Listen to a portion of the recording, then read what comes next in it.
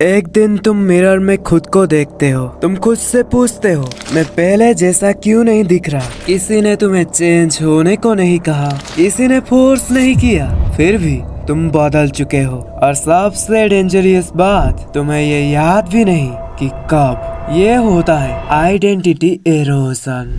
1. The first discomfort. Identity erosion loud नहीं होता, ये क्वाइटली शुरू होता है। तुम एक ओपिनियन देते हो, सामने से एक ठंडी सी रिएक्शन मिलती है। कोई आर्ग्यू नहीं करता, कोई मना नहीं करता, बस एक सटल डिस्कम्फर्ट क्रिएट हो जाता है। और ये छोटा सा डिस्कम्फर्ट धीरे धीरे क्या बन जाता है, ये तुमने कभी इमेजिन भी नहीं किया। 2. Adjustment reflex.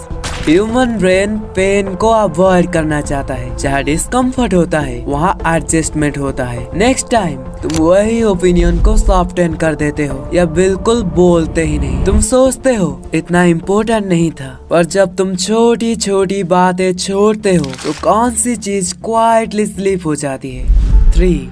The slow filtering. धीरे धीरे तुम फिल्टर लगाना शुरू कर देते हो। क्या बोलना सेफ रहेगा, क्या बोलना रिस्की होगा, कौन सा जोक चलेगा, कौन सा ट्रूथ नहीं। ये सेंसर तुम्हारे अंदर उन्होंने नहीं लगाया, ये सेंसर तुमने खुद लगाया। पर आखिर तुम्हारा दिमाग इन सेंसर्स को प्रोटेक्ट क्यों करता है। 4. Approval becomes a compass. तुम अपनी सारी डिसीजंस उनके रिएक्शंस के बेस्ट पर लेने लगते हो। अगर वो रिलैक्स्ड होते हैं तो तुम ठीक ठाक होते हो, अगर वो डिस्टेंट होते हैं तो तुम गलत हो। अप्रूवल एक कंपास बन जाता है, पर जब कंपास किसी और के हाथ में हो तो तुम कहाँ जा रहे होते हो तुम्हें खुद भी नहीं पता होता। 5. Personality shrinkage. तुम धीरे धीरे लाउड करना बंद कर देते हो, धीरे धीरे एक्सप्रेसिव हो जाते हो। तुम्हें लगता है तुम मैच्योर हो गए हो, पर मैच्योरिटी के नाम पे तुम धीरे धीरे श्रिंक हो रहे होते हो। लेकिन एक बात, ये श्रिंकेज तुम्हें तब तक फील क्यों नहीं होता जब तक कि बहुत देर ना हो जाए। 6.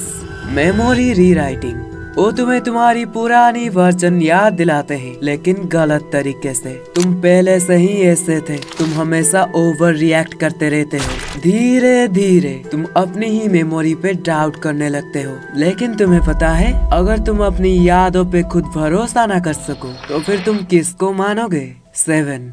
The new normal.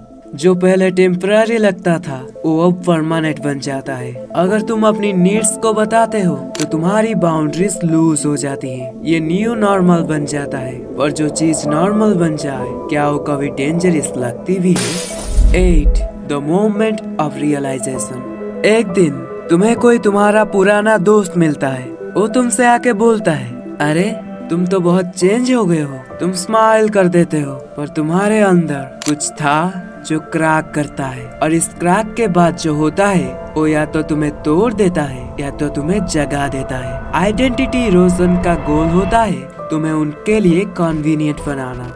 Not loud, not questioning, not independent. पर जब कोई तुम्हारी आइडेंटिटी रीराइट कर सकता है तो उसका अगला स्टेप क्या होता है, वो तुम्हारी रियलिटी को कैसे रीराइट करता है। क्योंकि आइडेंटिटी के बाद टारगेट होता है प्रेस्क्रिप्शन।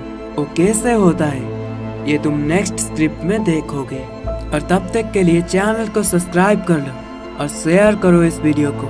लेकिन जरा रुको, क्या तुम जानना नहीं चाहते अनप्रेडिक्टेबिलिटी साइकिल क्या है?